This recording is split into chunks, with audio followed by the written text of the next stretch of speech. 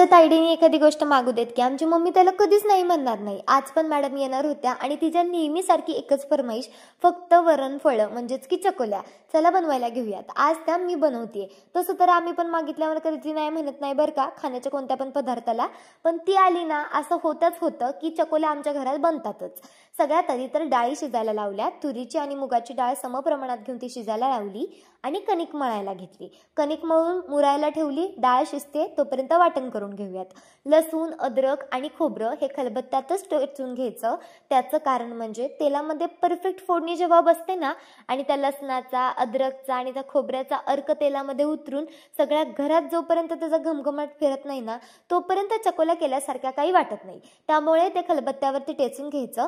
Basic फोडणी टाकायची, जिरं, मोहरी, कढीपत्ता, मिरची, त्याच्यानंतर हळद, हिंग आणि त्यानंतर त्याच्यामध्ये बारीक चिरलेले टोमॅटो टाकायचे।